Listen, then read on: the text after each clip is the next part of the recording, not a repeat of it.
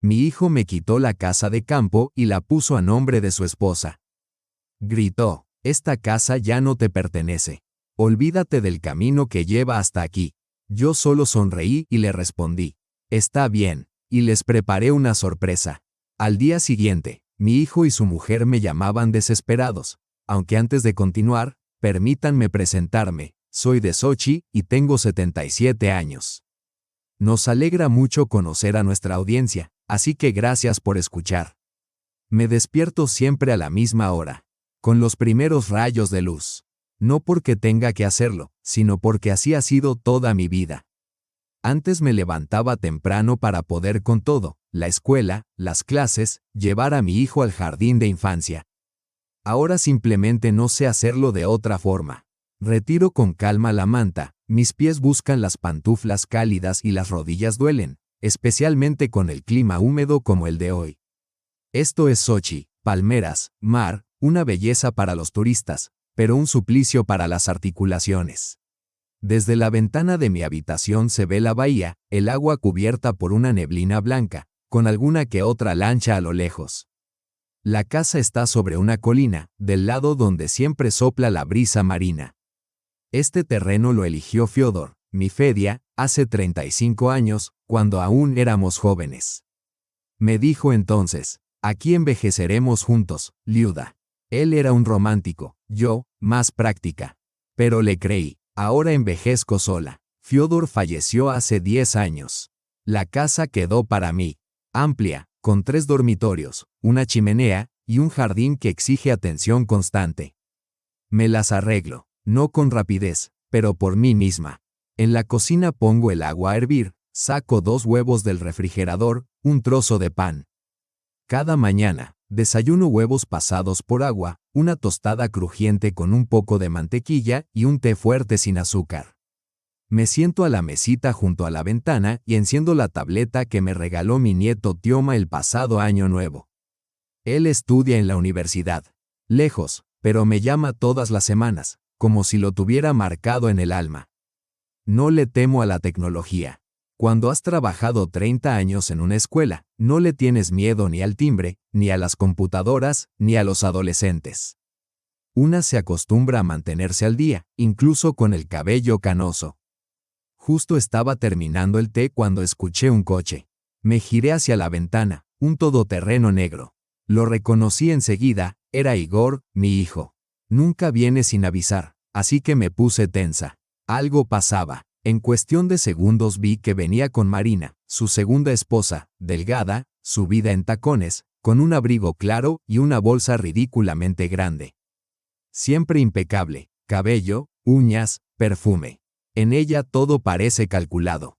No la juzgo, solo lo observo. Igor bajó primero, hablando por teléfono con desdén. Me alisé el cuello del vestido de estar por casa y abrí la puerta.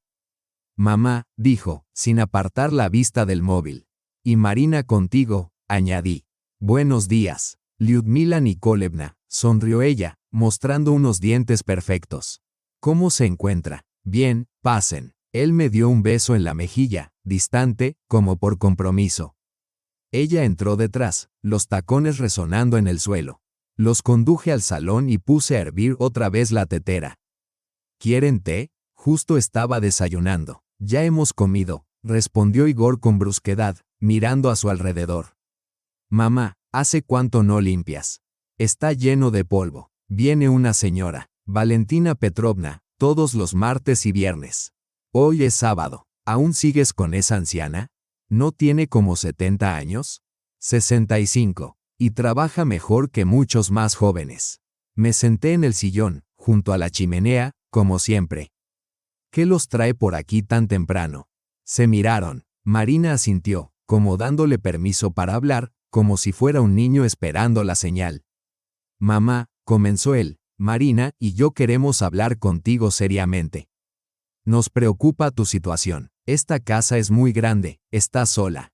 Las escaleras, el jardín, todo recae sobre ti. Por ahora, puedo con ello. Por ahora, sí, interrumpió Marina, pero hay que pensar en el futuro. No te haces más joven. Hemos encontrado un lugar excelente, sol radiante, un centro privado para adultos mayores. Es bonito, moderno, tiene atención médica, actividades, comida incluida. Una residencia de ancianos, aclaré, sin alterarme. No lo llames así, se incomodó Marina. Es un sitio digno. En esos establecimientos, a cada uno le asignan su propia habitación, con supervisión las 24 horas del día. Di un sorbo a mi té, las manos me temblaban ligeramente, no por miedo, sino por la edad. ¿Y qué pasará con la casa mientras yo esté en esa habitación tan digna? Igor empezó a moverse, incómodo. Bueno, la vigilaremos. Tal vez la alquilemos, o quizás la vendamos. Lo más probable es que la vendamos. Aparté la mirada. Afuera, la niebla flotaba y las hojas se mecían lentamente. No, dije en voz baja, pero con una firmeza que raras veces muestro. Gracias por preocuparse, pero no he perdido la razón como para no entender lo que están planeando. Se miraron otra vez, pero esta vez con desconcierto. Mamá, la voz de mi hijo sonó tensa, casi cortante, no empieces. Toda tu vida pensaste solo en ti, trabajo, trabajo. Y ahora otra vez, esta casa. Todo es solo para ti. Sentí como algo se encendía dentro de mí. ¿Cuántas veces había escuchado eso? ¿Cuántas veces me había dicho que no lo quise lo suficiente? Igor, trabajaba para que pudiéramos comer. Tu padre, no empieces con él, ya basta de excusas. Tienes 77 años. No podremos cuidarte cuando empeores. Yo no les estoy pidiendo que lo hagan, respondí con serenidad. Y tampoco tengo intención de morirme todavía. Marina intervino. Ludmila Nikolaevna, es solo una medida preventiva. Queremos que todo esté preparado con tiempo. Me puse de pie. La conversación ha terminado. Me quedaré en mi casa. Nunca les pedí dinero ni ayuda. Tengo un botón de emergencia, y los vecinos pasan a verme cada día. No estoy sola. Solo estoy viviendo a mi manera. Al acompañarlos a la puerta, noté cómo Igor recorría con la mirada las paredes, los muebles, como si ya estuviera calculando su valor. Piénsalo, mamá. Pronto volveremos. Es por tu bien, dijo al despedirse. Cerré la puerta tras ellos, regresé a mi sillón. La casa, que siempre había sido mi refugio, de pronto me pareció ajena. Por primera vez pensé, ellos no van a detenerse. Me quedé largo rato sentada sin moverme. El té se enfrió, las manos se me helaron, pero no lo sentí. En mi cabeza solo latía una idea, ya no preguntan, actúan. No fue solo una visita, fue un reconocimiento. Igor no me miraba a mí, miraba a los muebles. No veía paredes, sino metros cuadrados. Y Marina sonreía como una agente inmobiliaria mostrando una propiedad. Fui a la cocina, tomé el teléfono, busqué entre los números cortos uno que no marcaba desde hacía más de un año. Él sabía que si llamaba, no era para decir simplemente hola. Luda, su voz era tranquila, grave, como siempre. Kostia, ven, te necesito. ¿Qué pasó? Su tono se tensó de inmediato. Igor vino con Marina. Esta vez trajeron papeles, propuestas concretas. Quieren que me vaya, quieren aprovechar la casa. Estoy allí en una hora. Colgué. Por primera vez en todo el día sentí que podía respirar. Konstantin Rudenko. Siempre estuvo cerca, sin hacer ruido. Sin formalidades. Solo cerca. Nos conocimos hace 30 años, cuando aún vivía con Fyodor como matrimonio. Él era entonces oficial, yo maestra. Coincidimos en una velada benéfica, comenzamos a conversar y, desde entonces, nunca nos separamos del todo. Con Fyodor nunca fuimos una pareja ideal. Era bueno, talentoso, pero roto por dentro. Se refugiaba en el silencio, en su impotencia. Los años pasaban y a mi lado había un vacío. Konstantin llenó ese vacío. No tuvimos grandes declaraciones. Apenas algunos viajes, supuestamente por conferencias, reuniones con viejos amigos, llamadas por las noches cuando la casa dormía. Fyodor lo sabía o lo intuía, pero callaba. Tal vez ese era su modo de mantenerse en el matrimonio, mirar hacia otro lado. Después de su muerte, Konstantin me propuso: vivamos juntos. No, le respondí. Igor no lo entendería. Ya me ve como una madre fría, distante. Si lo descubre. Kostia no discutió. Sabía esperar. Una hora después estaba en mi puerta. La misma espalda recta, el cuello de la camisa impecable, el apretón de manos firme. Pero sus ojos eran atentos, preocupados. Cuéntamelo todo. Pasamos al salón. Le conté todo tal cual, el jardín soleado, su tono, la mirada de Igor. Él escuchaba en silencio. Luego se levantó, caminó por la habitación y miró por la ventana. No se detendrán, dijo. Liuda, esto no es una simple alarma, es una preparación, silenciosa, pero real, para una toma de control, agregó. Lo siento, dije, esta vez todo es distinto. Hay que actuar. Se sentó a mi lado y me tomó la mano con firmeza. Lo primero, debemos proteger legalmente la casa. Hay formas, un fideicomiso, un contrato de renta vitalicia, o incluso una transferencia con reserva del derecho de propiedad. Conozco personas que pueden organizarlo todo.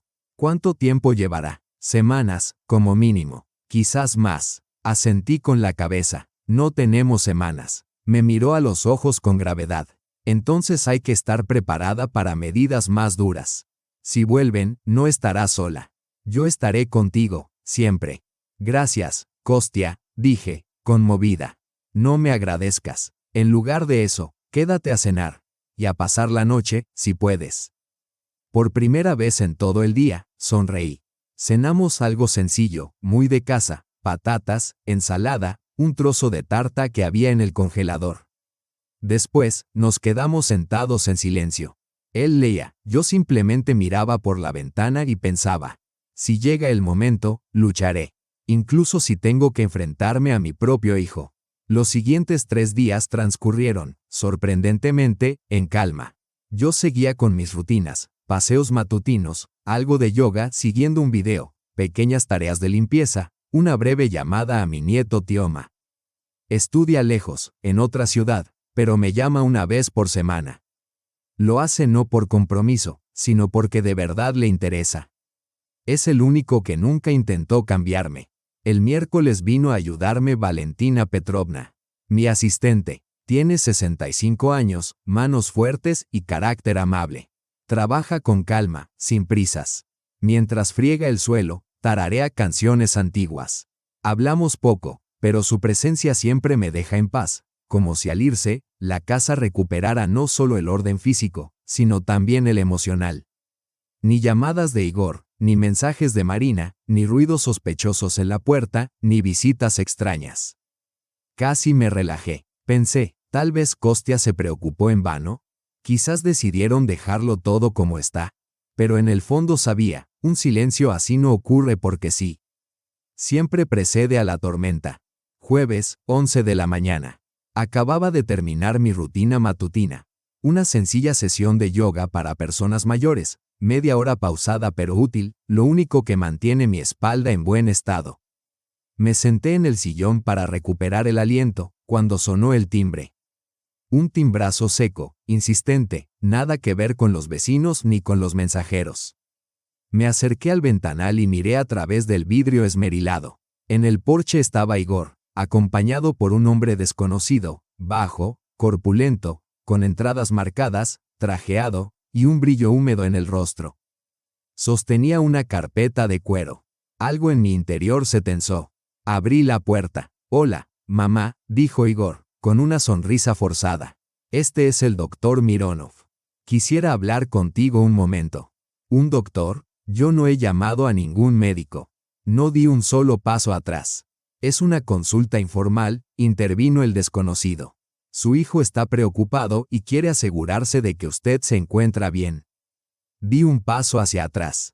Adelante. Entraron. Enseguida supe que no se trataba de una simple visita. Era una operación planificada. Nos sentamos en la sala. Yo en mi sillón, ellos en el sofá de enfrente. El doctor sacó una carpeta, una libreta, y se comportó con una seguridad ensayada, como si siguiera un guión.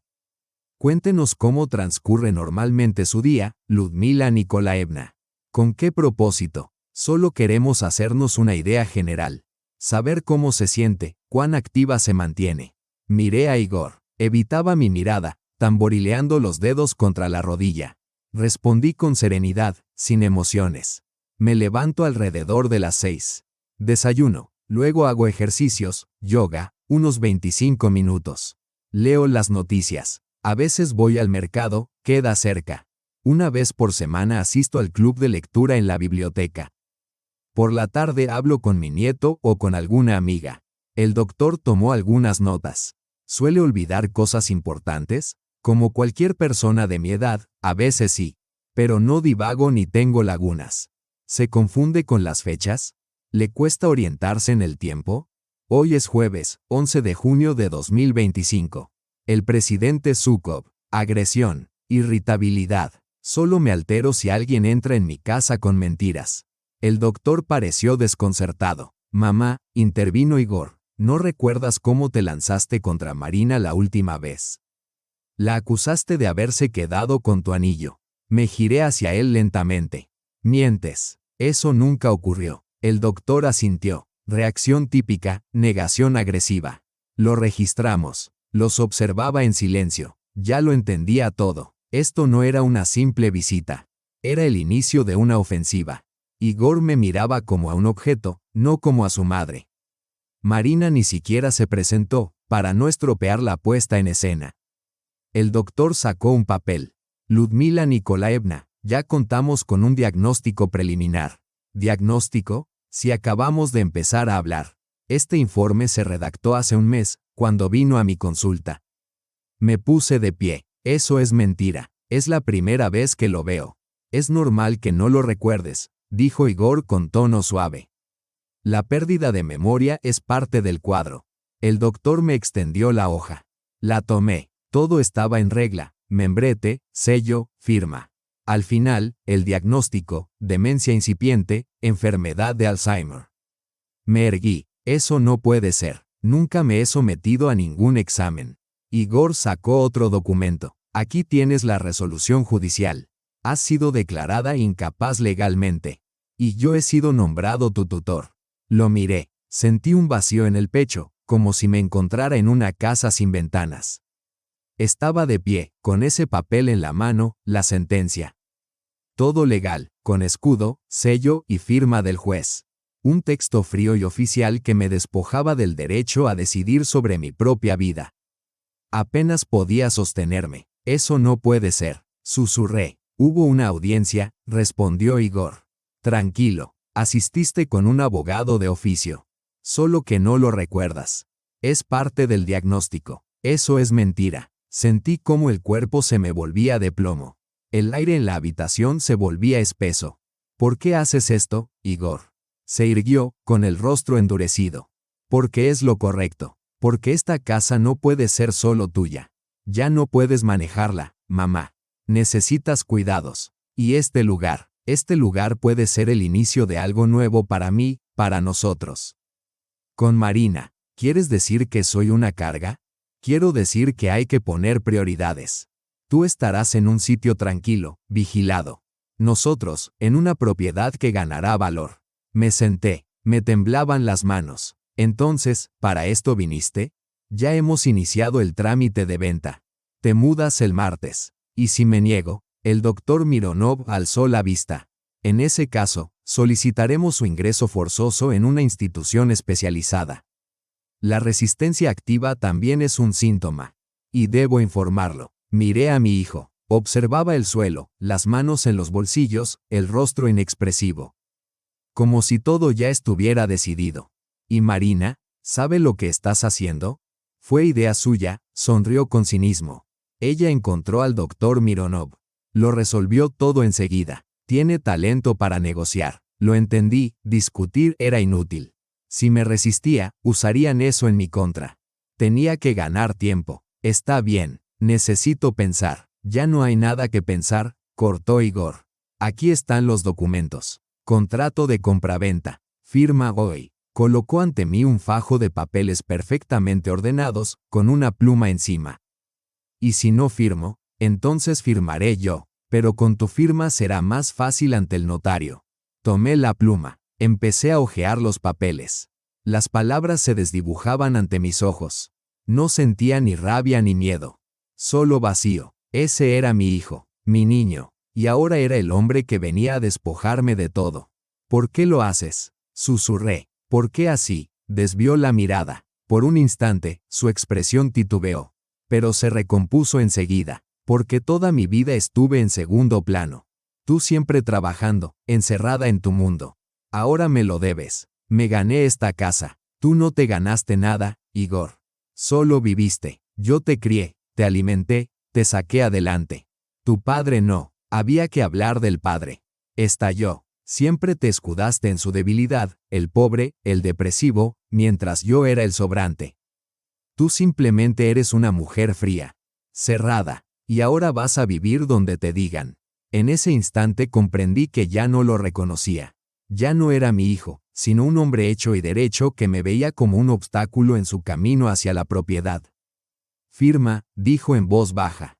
Firmé, página tras página. Fui colocando mis iniciales en las esquinas, conteniendo las lágrimas, en silencio. Mañana vendrá el notario, añadió.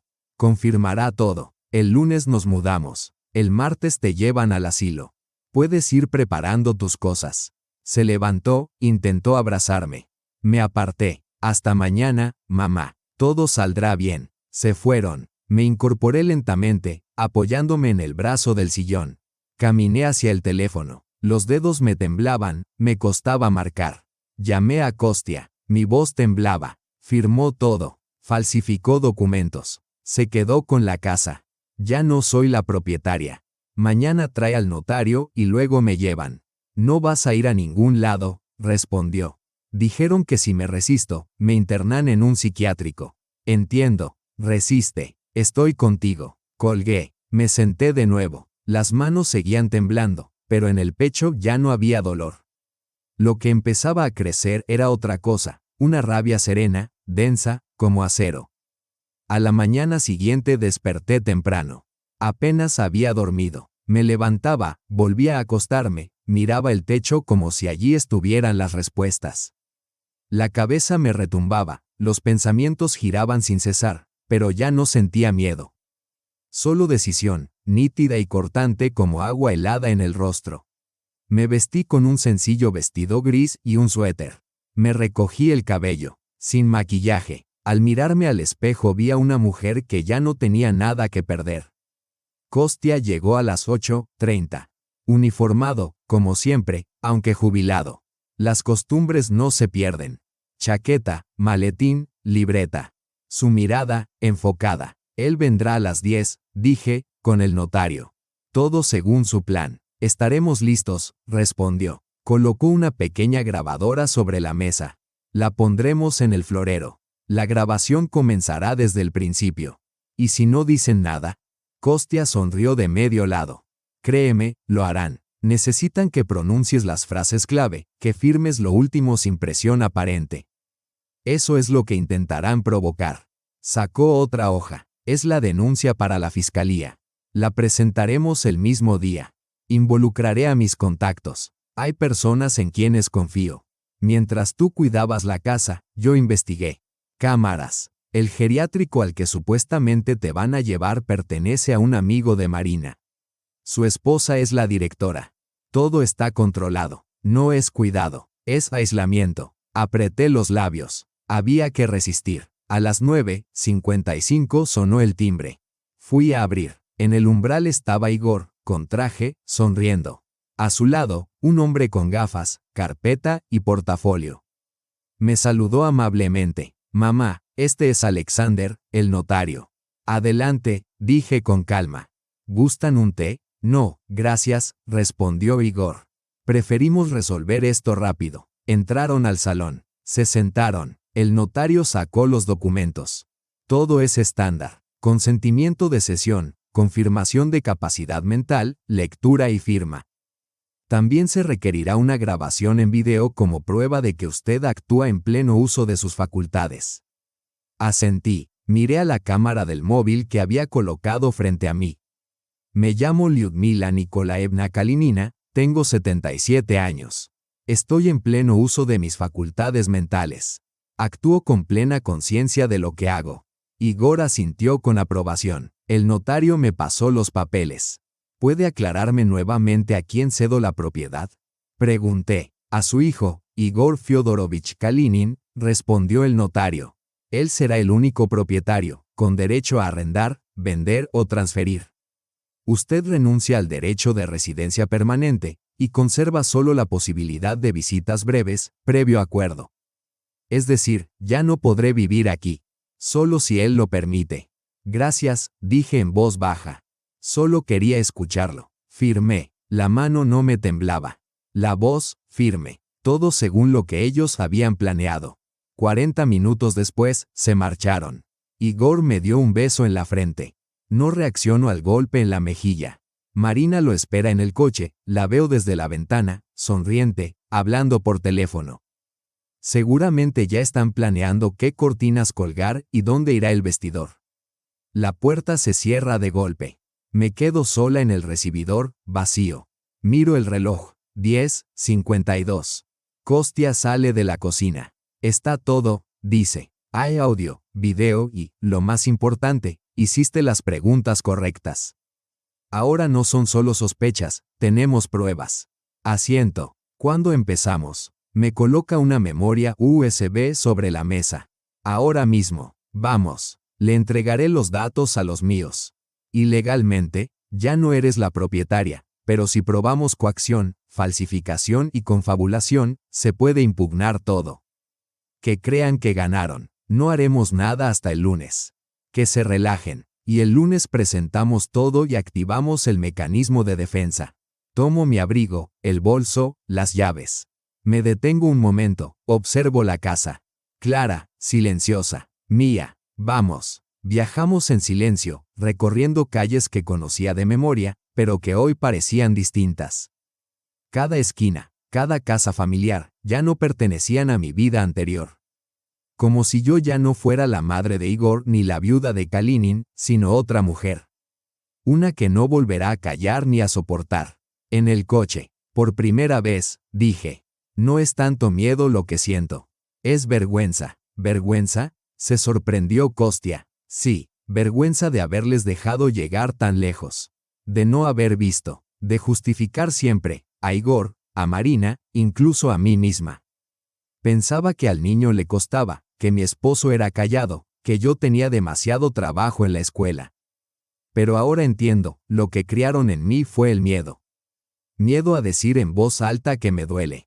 Kostya me puso una mano en el hombro. Liuda, no eres culpable. Ellos son adultos. Hicieron sus elecciones. Ahora nosotros haremos las nuestras. Llegamos a la notaría. Kostya se reunió con un hombre llamado Artyom Valerievich. Seco, reservado, con gafas, de unos 40 años. Jurista especializado en impugnación de contratos. Revisó los documentos, examinó la memoria USB. La manipulación es evidente, dijo. Es una sesión directa disfrazada, no puede sola, la casa es muy grande, mejor un geriátrico. Pero lo crucial es que te colocaron en una situación de desigualdad. Esto no es una donación, es coacción. Podemos recuperar la casa. Si presentamos bien la demanda, aportamos un dictamen psiquiátrico independiente y demostramos que estás en pleno uso de tus facultades, pero actuaste bajo presión. Podemos revertirlo. Tomará un mes, tal vez 2. No la venderán en ese tiempo, añadió Kostya. Por eso hoy mismo presentaremos una solicitud de bloqueo provisional sobre la propiedad. Existe una ley que permite inmovilizar bienes ante sospechas de fraude. ¿Es viable? Sí, si se presenta correctamente. Y en eso trabajaremos ahora. El trámite ocupó casi todo el día. Documentos, firmas, legalizaciones, análisis, certificados, grabaciones, todo se incorporó al expediente. Al salir de la oficina ya era de noche. Me detuve en la calle, miré el cielo gris y, por primera vez en días, sentí algo distinto. No estoy sola. No soy una víctima. Esa noche volví sola a casa. Kostya no se quedó. Dijo que era mejor mantener la ilusión. Regresará en 2 días, ya con la demanda presentada. Esa noche abrí una caja antigua, la misma donde guardaba las cartas de Fiodor, fotos, documentos y el testamento. Lo había escrito a mano hace 15 años, tras su primer infarto. Fui yo quien insistió. Fedia, deja algo claro para nuestro hijo. Así evitarás problemas. Y lo dejó, pero me lo dejó a mí. Él debe conseguirlo todo por sí mismo, dijo entonces. Tú construiste esta casa, tú nos sostuviste, él debe aprender. Guardé ese testamento, nunca se lo mostré a Igor.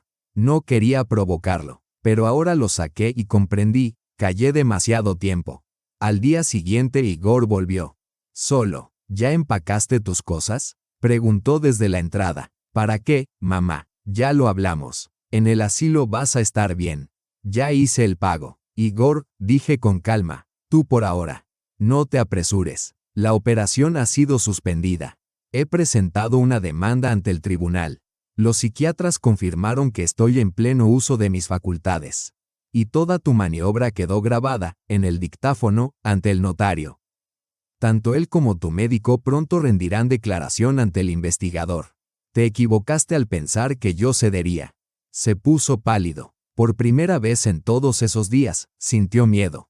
Mamá, ¿tú inventaste todo esto? No, tú lo comenzaste. Pero soy tu hijo, justamente por eso. Y ahora me duele incluso pronunciar esa palabra. Se marchó sin dar un portazo. Lo hizo lentamente, como si aún no creyera que había perdido. La semana siguiente se hizo eterna. Cada mañana comenzaba con café y la revisión del correo legal. Kostya me mantenía informada, la demanda fue aceptada, se impuso una medida cautelar que impide la venta del inmueble. El investigador ya citó al notario y al médico para interrogarlos. Yo, por mi parte, vivía como si hubiese vuelto al trabajo, concentrada, disciplinada, como si nuevamente dirigiera una clase. Estructura, atención, orden, solo que ahora la lección era impartida por la vida misma. Acudí por mi cuenta a un médico independiente y me sometí a una evaluación completa. Me reunía con el abogado, firmaba documentos, entregaba copias conforme a un listado riguroso. Día tras día, paso a paso. Ya no había lugar para el miedo, he sobrevivido demasiado como para permitir que me arrebaten la vejez. Una semana después llegó una carta oficial, Marina presentó una contrademanda. Impugna la medida de protección sobre la venta del inmueble y solicita que se me declare un riesgo para mí misma. Basándose en el testimonio de Igor, quien afirma que deambulo por las noches y confundo los días. Sonreí con ironía. Sí, tengo artritis. Sí, a veces olvido dónde dejé mis gafas. Pero recuerdo lo más importante, quién soy y que esta es mi casa. El juicio fue fijado para el martes. Kostya insistió en que no debía ir sola, y vino a buscarme él mismo. Vestía un abrigo sencillo, el cabello recogido, los documentos ordenados en una carpeta. Sin maquillaje, sin teatro, pero con lo esencial, dignidad. En la sala ya estaban Igor y Marina, ambos con trajes formales y acompañados de su abogado. Ella evitaba mirarme, él lo hacía de reojo, con fastidio. La jueza, una mujer de unos 60 años, hablaba con voz firme y serena. Se revisaban documentos, se formulaban preguntas. Todo avanzaba conforme a la ley. Cuando me concedieron la palabra, me puse de pie. No leí ningún papel, simplemente hablé. Mi nombre es Lyudmila Nikolaevna Kalinina.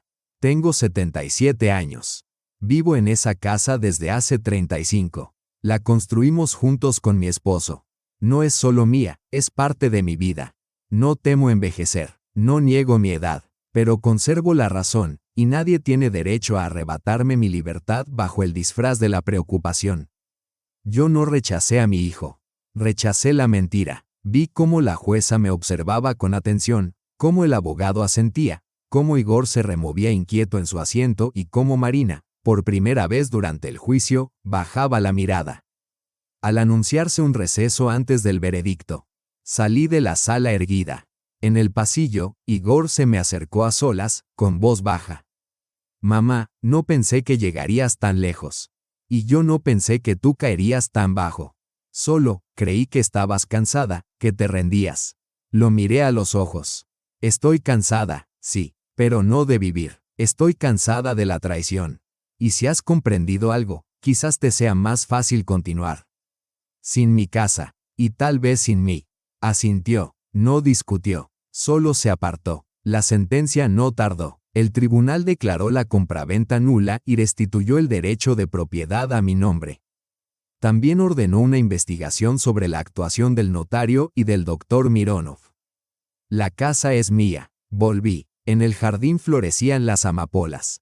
En la cocina olía a pan, había dejado la masa lista esa mañana. El mundo estaba en su lugar. Me quité el abrigo, caminé hasta la sala y, por primera vez en mucho tiempo, me senté en el sillón sin pensar en nada.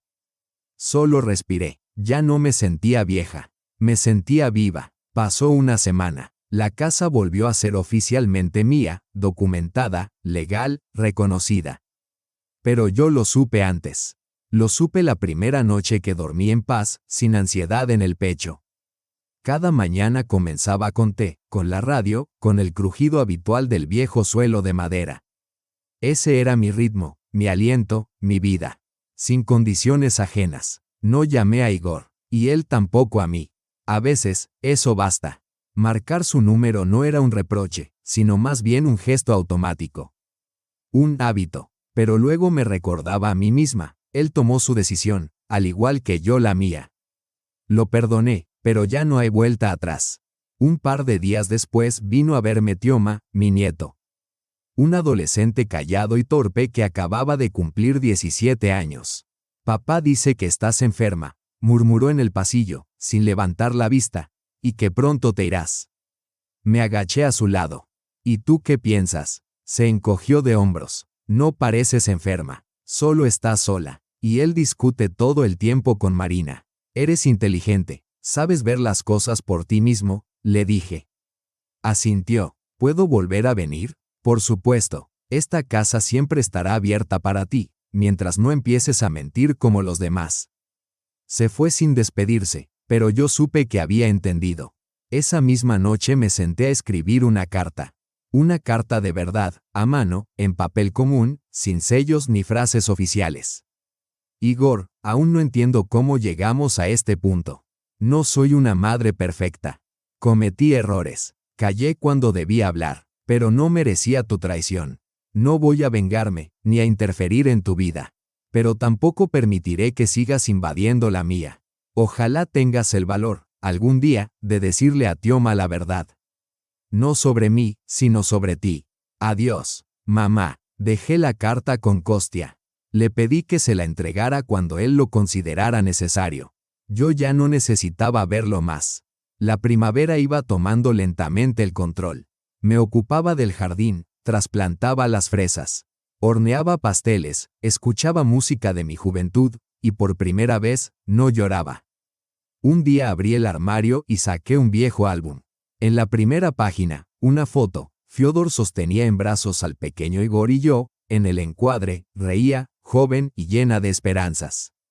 Sonreí, porque aunque todo haya terminado mal, eso no significa que todo haya sido malo. Un mes después, llamé a Kostia. Estuve pensando, ¿y si nos vamos al sur? ¿De verdad? Siempre quise que el mar no estuviera solo detrás de una ventana, sino cerca, poder salir y caminar descalza por la arena. Así que, ya es hora. Y nos fuimos, sin itinerario, sin condiciones. Solo dos personas que vuelven a tener derecho a vivir como quieran. Y si están escuchando esta historia y tienen una casa, una edad avanzada y un miedo, recuerden, todavía pueden decir no, aunque tengan 77 años, aunque se trate de su propio hijo, aunque les digan que son débiles. Porque la debilidad no es cuestión de edad. La debilidad es quedarse callado. Y la vida, sí, continúa. Gracias por acompañarme hasta el final. Si esta historia te conmovió, deja un me gusta, comenta si has vivido algo parecido o cómo habrías actuado en su lugar. Eso nos ayuda a seguir creando nuevas historias. Gracias por escuchar. Cuídense mucho. Vivan largo y vivan de verdad.